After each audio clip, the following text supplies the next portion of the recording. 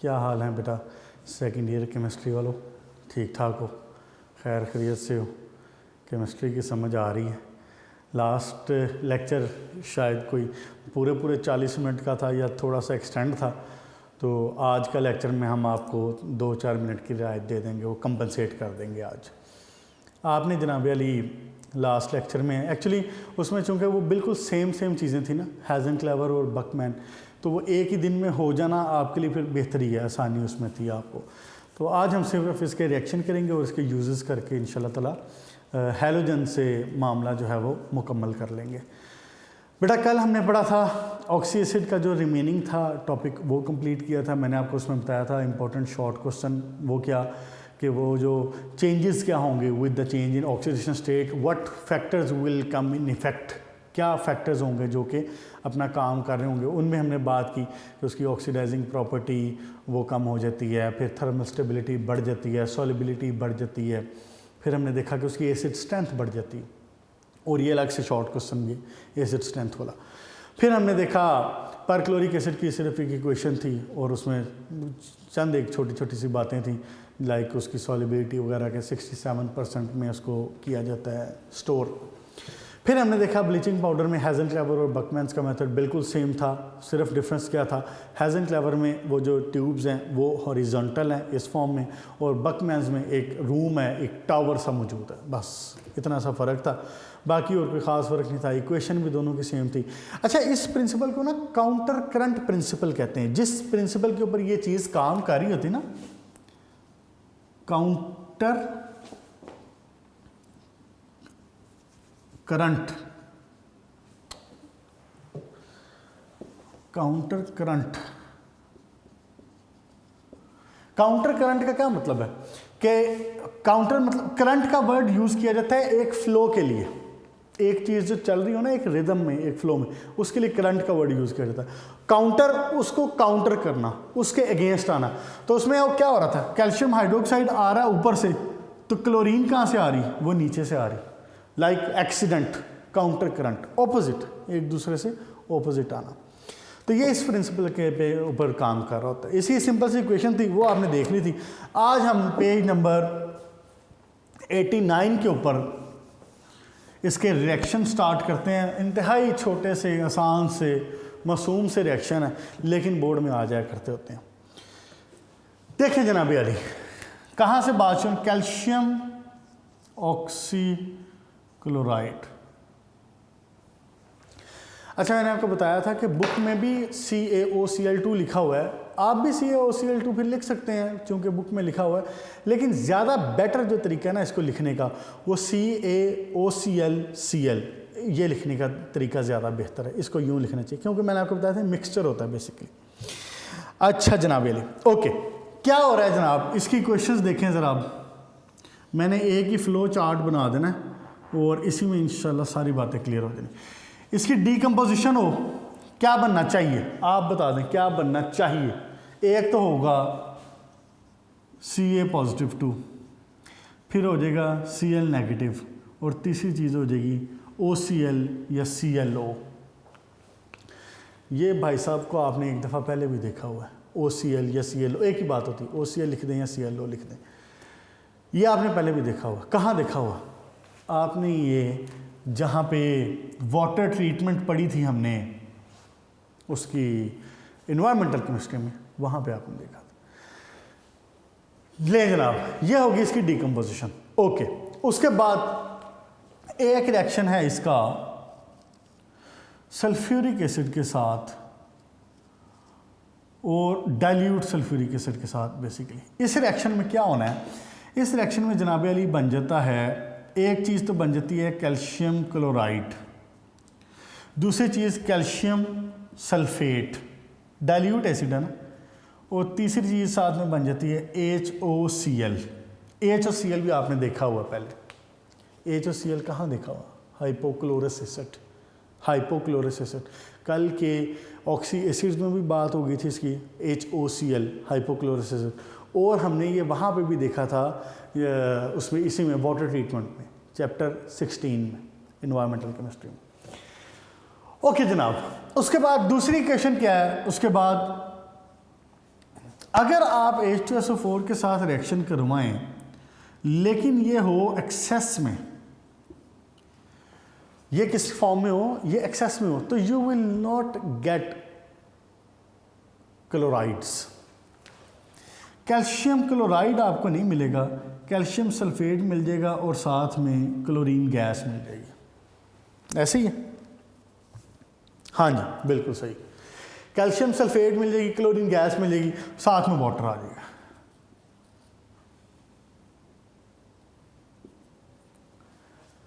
Clear होगी जी बात? क्या हुई अभी तक बात? एक डीकम्पोजिशन सिंपल, उसके अपने प्रोडक्ट्स में, उसके अपने कंपोनेंट्स में डिस्टिंग्विश हो गया, डिस्ट्रीब्यूट हो गया, डीकम्पोज हो गया। उसके बाद सल्फ्यूरिक एसिड के साथ जब रिएक्शन करवा रहे हैं डाइल्यूट फॉर्म में, तो you will get calcium chloride, ये क्या लिख दिया मैंने, कैल्शियम सल्फेट आना है यहाँ पे, कैल्शियम क्लोराइड, कैल्शियम सल्फेट और साथ में HOCl।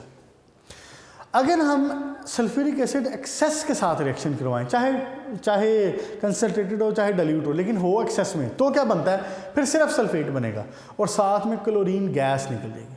अब ज़रा बुक पे आएँ, पेज नंबर 89 के ऊपर जहाँ पे ये इक्वेशन लिखी है थर्ड वाली, इसके नीचे वाले पैराग्राफ में एक वर्ड लिखा हुआ है available chlorine. Available chlorine mark करने, इसको अलग से शॉर्ट क्वेश्चन है। What is available chlorine? इसका मतलब ये है कि जब ब्लीचिंग पाउडर रिएक्शन करता है with the acid, whether it is concentrated और it is diluted, it should be in the excess form, excess में होना चाहिए, तो you will get liberated chlorine. Chlorine will be liberated, liberated मतलब निकलना, आज़ाद होना, क्लोरीन निकलेगी इसमें से।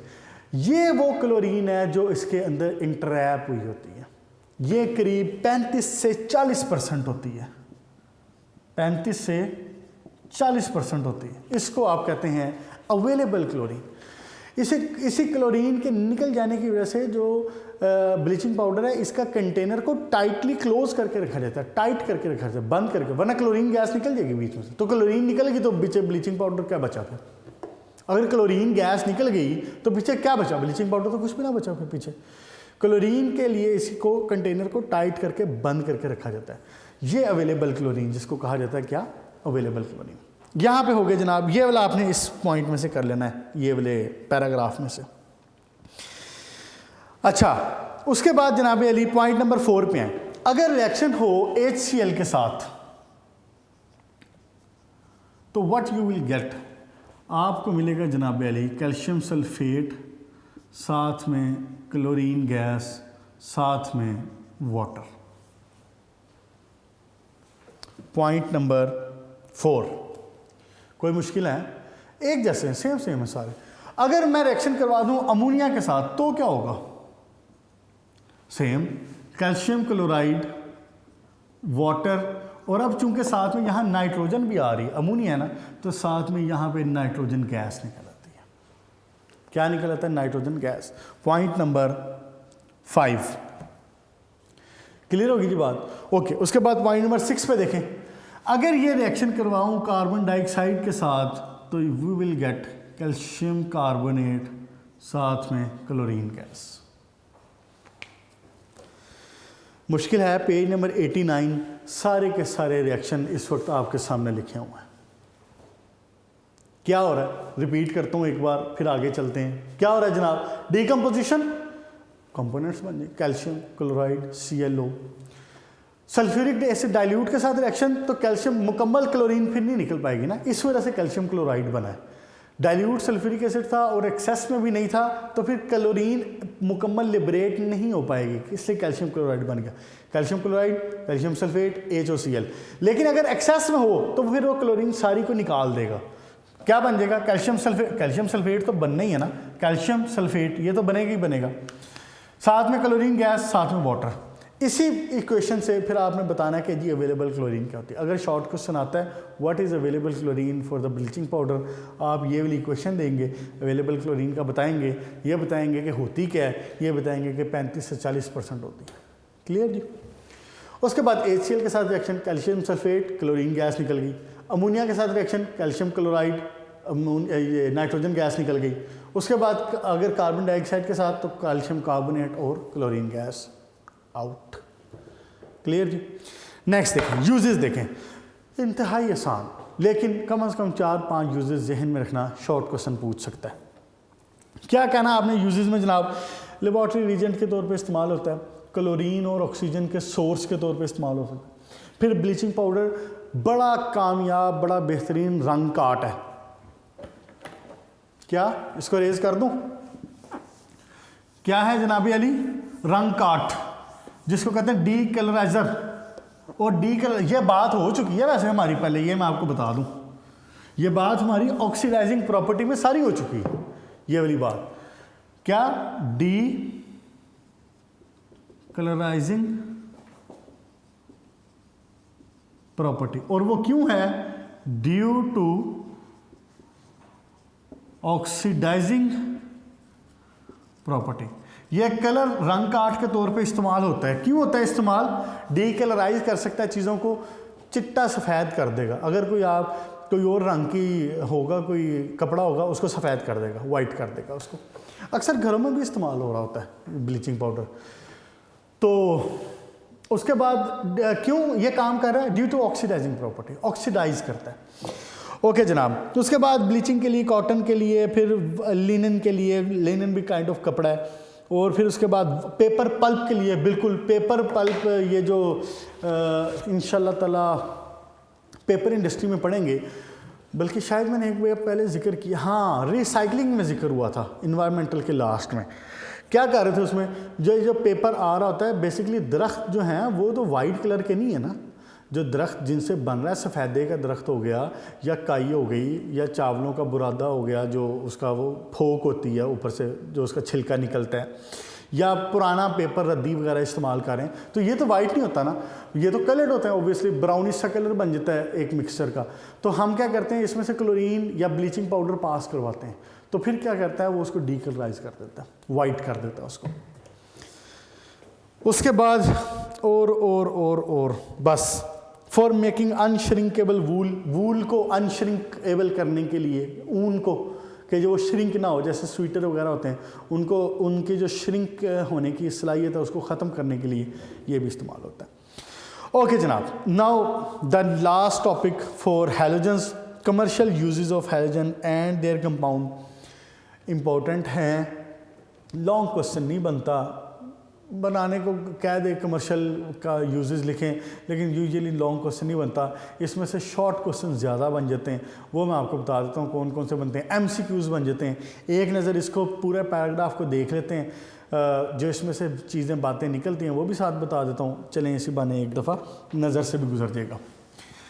सबसे पहले जनाब अली, अब इसमें अभी तक जो ब्लीचिंग पाउडर का यूज़ देखे वो सिर्फ क्लोरीन का यूज़ है ब्लीचिंग पाउडर का। अब मैं यूज़ देखने लगा हूँ सारे, पेज नंबर 89 के ऊपर, कमर्शियल यूजेस ऑफ हैलोजेंस। ठीक हो गया जनाब। सबसे बड़ी बात, क्लोरोफ्लोरोकार्बन्स, सबसे बड़ी बात आपने इन्वायरमेंटल केमिस्ट्री में पढ़ा है कि how dangerous were the chlorofluorocarbons, CFCs, जिसको आप क्या बोलते हैं, क्लोरोफ्लोरोकार्बन्स। फ्लोरो भी लिखा हुआ है, बात एक ही है, बुक में शायद फ्लोरो लिखा हुआ है, हाँ जी बात एक ही, क्लोरोफ्लोरोकार्बन और फ्लोरो बात एक ही। अच्छा, इसमें क्या क्या हो सकते हैं, let's say like Cl3F, Cl2F2, ये क्लोरोफ्लोरोकार्बन। आपको पता है ये कहाँ पे इस्तेमाल होता था, रेफ्रिजरेंट्स में इस्तेमाल होता था। फिर मैंने आपको ये भी बताया था कि इनका इस्तेमाल रोका क्यों गया था, याद है, ओजोन डिप्लीशन की वजह से। आपने इसका पूरा रिएक्शन भी पढ़ा है कि एक क्लोरोफ्लोरोकार्बन का मॉलिक्यूल जाके हज़ारों लाखों ओजोन के मॉलिक्यूल्स को डिस्ट्रॉय कर रहा था, याद आया, क्लोरोफ्लोरोकार्बन्स। उसके बाद दूसरा इस्तेमाल टेफ्लॉन। टेफ्लॉन ना बेसिकली एक पॉलीमर है, आपने इसका नाम सुना होगा, मैं भी आपको बताता हूँ कहाँ सुना होगा आपने नाम। टेफ्लॉन बेसिकली एक पॉलीमर है और इसको यूँ शो करते हैं हम CF2CF2NN। मतलब इसका क्या है कि इसका मतलब ये है carbon carbon fluorine fluorine fluorine fluorine, और ये चेन इस तरह से आगे चलती जाएगी। ये टेफ्लॉन, टेफ्लॉन का आपने घर में देखी हुई है। टेफ्लॉन कहाँ देखी हुई? यूजुअली जब घर में वो कोई प्लम्बिंग का काम हो रहा हो ना, पाइप्स वगैरह का काम, पानी के पाइप्स या गैस के पाइप्स, तो जो जब जॉइंट लगाता है ना, तो वो एक वाइट कलर की एक स्ट्रिप सी हुआ करती है, बारीक सी, जैसे टेप होती है ना, टेप, वो टेप नहीं होती एक्चुअली, वो वाइट कलर की स्ट्रिप सी होती है जो उसके ऊपर यूँ रोल करता है, ऐसे रोल करता है, उसको वो टेफ्लॉन होती है। फिर आपने देखा होगा मुमकिन है कि टेफ्लॉन, ये जो पाइप्स हैं, जॉइंट्स हैं, वाटर के जो पाइप हैं, ये टेफ्लॉन के बने होते हैं। एक्चुअली टेफ्लॉन का कमाल क्या है कि ये बेसिकली काइंड ऑफ प्लास्टिक है, इसको ना तो जंग लगना है, ना इसकी ऑक्सीडेशन होनी है, ना इसको कोई और ब्रेक डाउन होना है, ना इसके ऊपर एसिड का रिएक्शन होता है, ना इसके ऊपर अल्कलीज का रिएक्शन होता है। जो मर्जी आप चीज़ इसके ऊपर डाल दें, इसके ऊपर किसी की चीज़ का रिएक्शन नहीं होता टेफ्लॉन के ऊपर, इसलिए बहुत इस्तेमाल की जाती है, बहुत इस्तेमाल की जाती है। ना इसने ख़राब होना है, और लीकेज ऑब्वियसली फिर ये उसको स्टॉप कर देती है। बारीक सी कलर की होती है, वो टेप सी वो यूं करके लपेट देते हैं, लीकेज भी नहीं होगी, जंग भी नहीं लगेगा, एसिड बेस का भी कोई रिएक्शन नहीं, किसी किस्म का कोई मसला नहीं, उसको बोलते हैं क्या? टेफ्लॉन। ओके जी, नेक्स्ट पेज पे है जनाब। अच्छा, एक ये चीज़ देखना ज़रा, पेज नंबर 89 के ऊपर लास्ट में एक कंपाउंड लिखा हुआ है, और वो है CF3CHCl। अगर इसको यूं लिख दूँ ना तो आप ज़्यादा खुश हो जाओगे, हाइड्रोजन। ये कंपाउंड है, इसका नाम है हेलोथेन। Halothane carbon. अब इसको भी ज़रा ओपन अगर करके लिखूँ तो क्या होगा? ये देखें, यहाँ पे फ्लोरीन लगी हुई है, फ्लोरीन फ्लोरीन फ्लोरीन, इनको कहते हैं हेलोथेन्स। एक ही कार्बन यानी एक ही कंपाउंड में कार्बन के साथ फ्लोरीन, क्लोरीन, ब्रोमीन तीनों अटैच हैं। फ्लोरीन ज़्यादा है, CF3 है, और उसके बाद CHCl Br, इसको कहते हैं हेलोथेन। इसका क्या इस्तेमाल होता है? ये एज एनेस्थीसिया इस्तेमाल होता है, जैसे क्लोरोफॉर्म इस्तेमाल होता है ना, एनेस्थीसिया, ये भी इसका इस्तेमाल।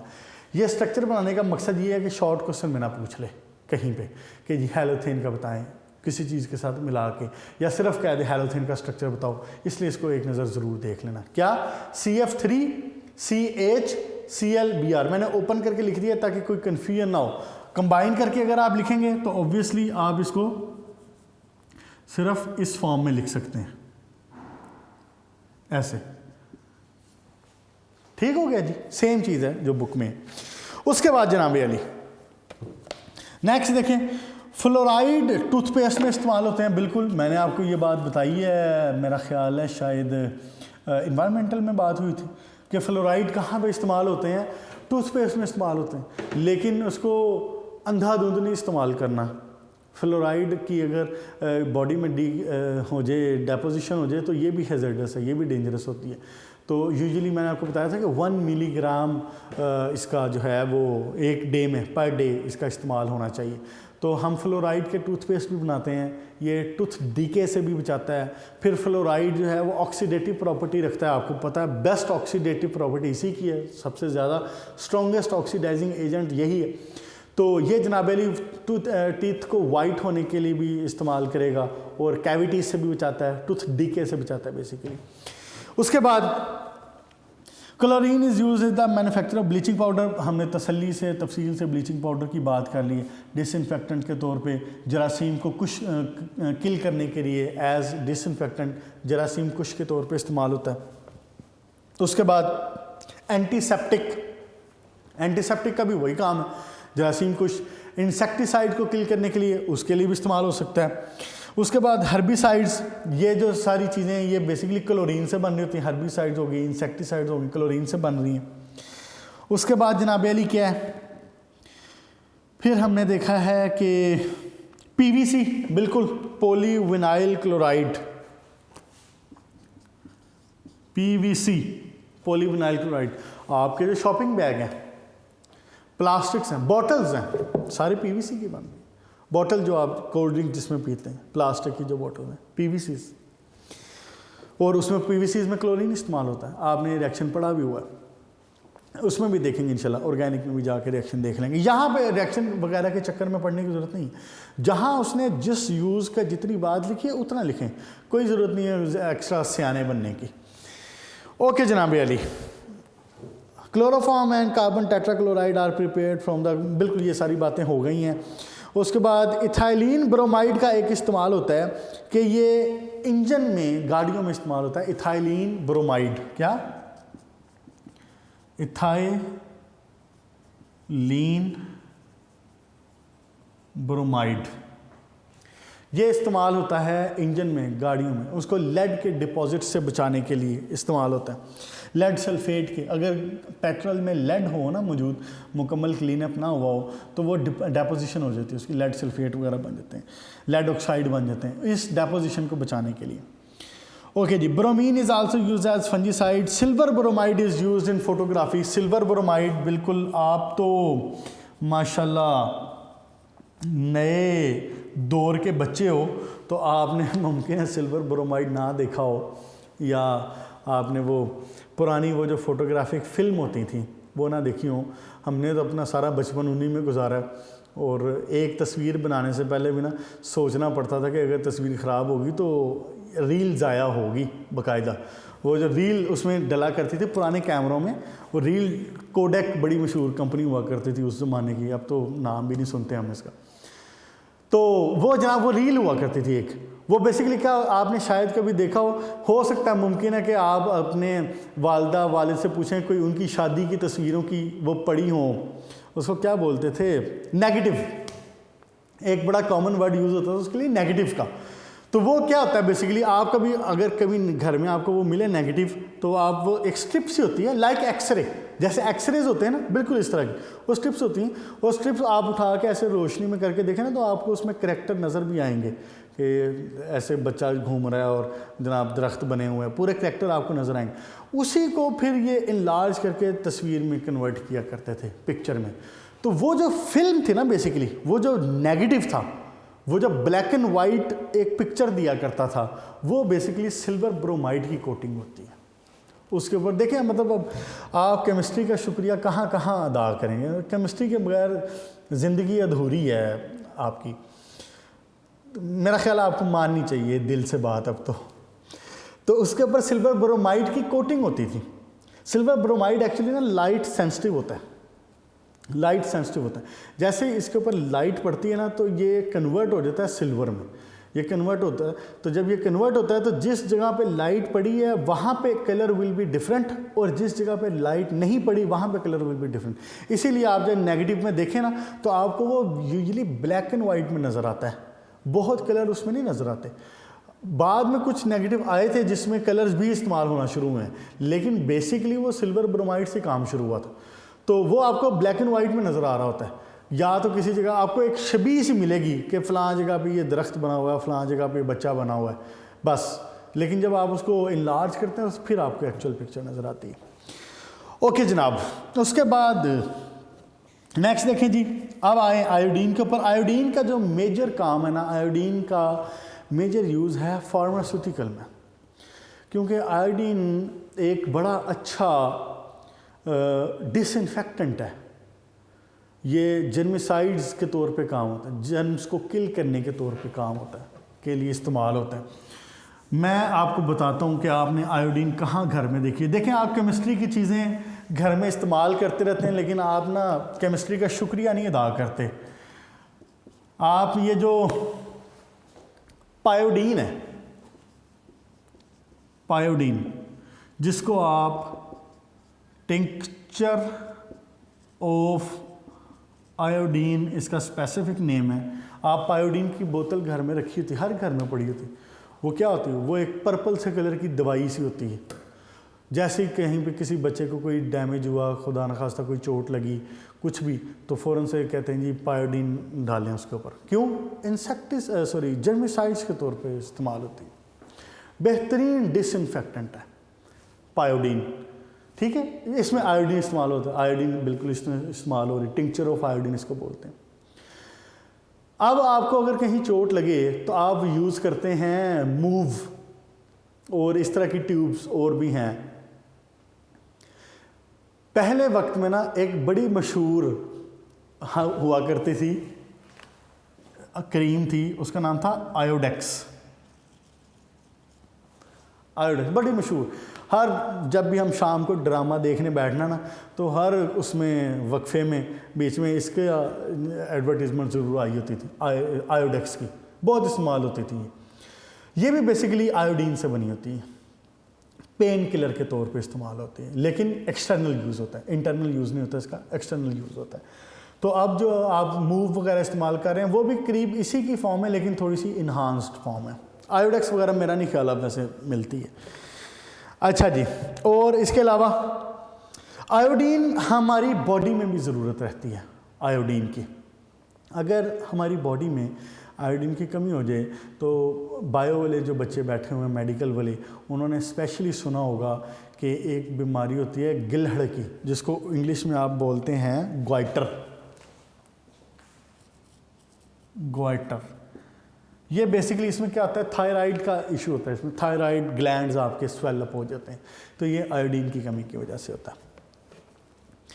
ओके जी, इसके अलावा फिर हम इसीलिए ये आयोडीन की कमी को पूरा रखने के लिए ही आप आजकल मशहूर सुनते हैं कि जनाब आप सॉल्ट ना यूज़ करें, आप आयोडाइज्ड सॉल्ट इस्तेमाल करें।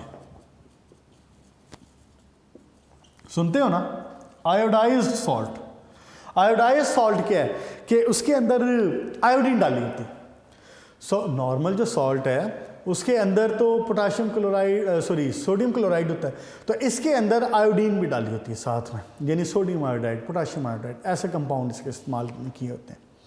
चलें जी, यहाँ पे बेटा यूजेस हुए हैलोजेंस के ख़त्म, और इसके साथ ही आप समझ लें कि आपका चैप्टर भी करीब करीब ख़त्म।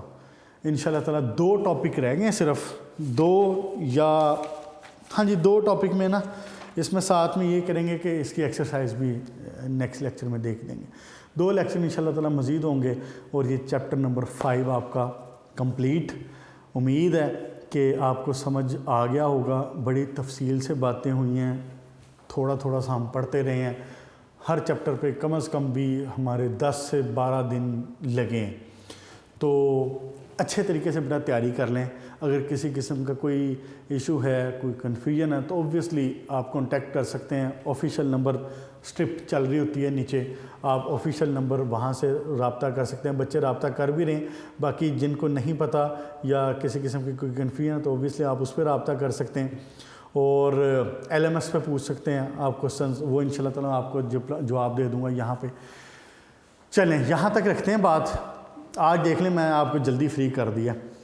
कल जो 2-4 मिनट एक्स्ट्रा लगे थे ना, वो आज मैंने कंपनसेट कर दी हैं। चाहे मौजें करें, याशी करें, अच्छे तरीके से तैयारी करें, अपना ख्याल रखिएगा। Good luck.